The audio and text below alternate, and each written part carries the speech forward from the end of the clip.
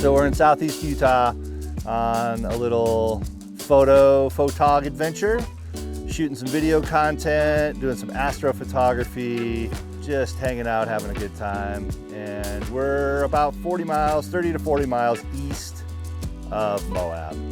Not too far, maybe an hour west of Grand Junction, Colorado. So down in the southeast corner.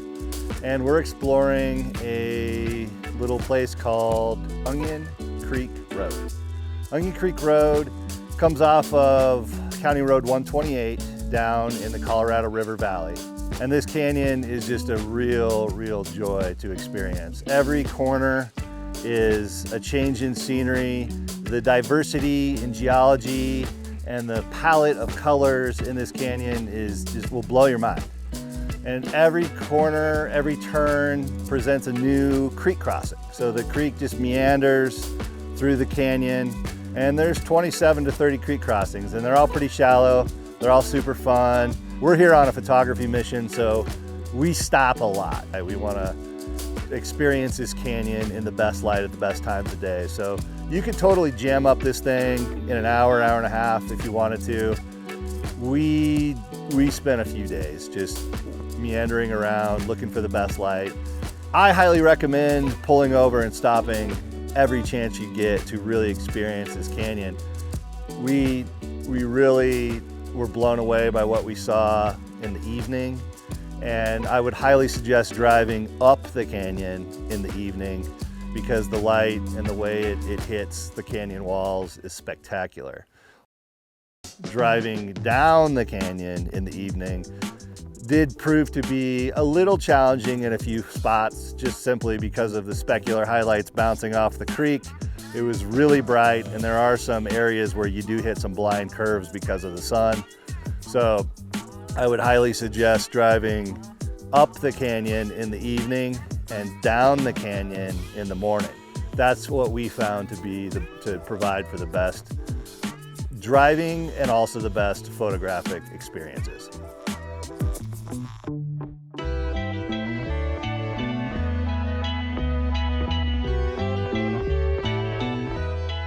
So at night, stars were absolutely phenomenal.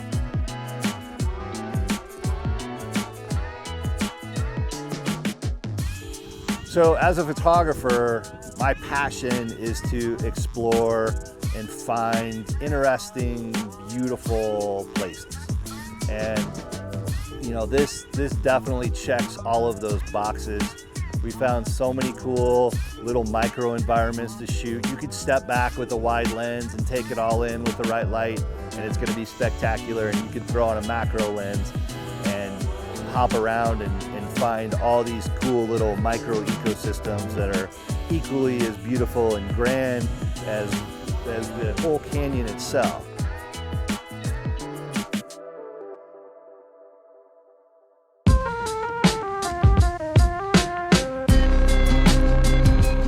You know, we were a little bummed we didn't get a camp spot down on the river, because I'd love nothing more than sleeping down on the river in a tent and just hearing it flow by all night.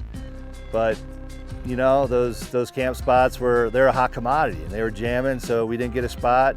So we rallied up the canyon, and you know, we found an amazing spot. And that's kind of a lesson that I've learned over and over and over again in photography is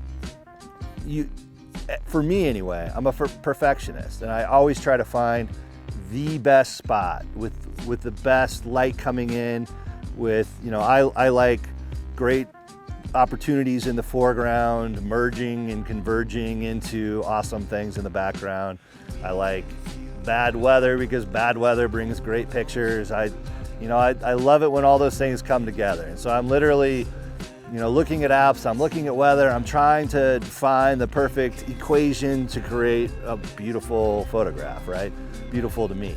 And one thing I've learned over the years, especially the last few, is that will happen, and that can happen if you put in the work and you put in the time, and it's really rewarding when it does.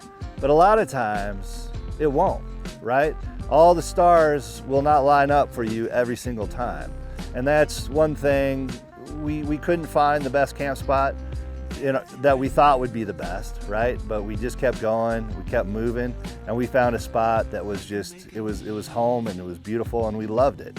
And I guess that's a really good metaphor for my work as a photographer, is that sometimes you really just need to soak in the environment you're at. Settle down, you know, stop racing the clock and trying to find the best place as the light's going away.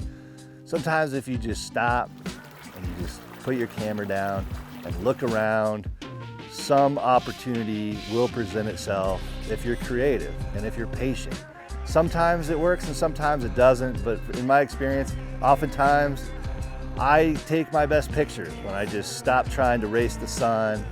But I guess what I'm trying to get across here is that if you really slow down and take your time and look all around you, you know, do a 360, and you know, if you think the light's really cool hitting this rock face or hitting this tree, what does it do if you move around to the other side and you shoot into the sun or you shoot away from the sun, right? Or if you get low or if you get high, if you climb a tree or you climb down and lay in the rocks for a minute. There's always an opportunity if you're patient and if you just take the time to look around. So when you come to this part of Utah, definitely put Onion Creek Road on your list because this is a must-do drive. The really cool thing about Onion Creek Road is that you can make this a quick day trip from Moab, or you could make it a week-long adventure. I mean, you could spend a week in this canyon and never get tired of the views because the views literally change every corner you turn, and as the light moves across the sky, everything changes constantly throughout the day. So I highly recommend taking your time, spend some time, take some pictures, enjoy yourself, and enjoy the drive.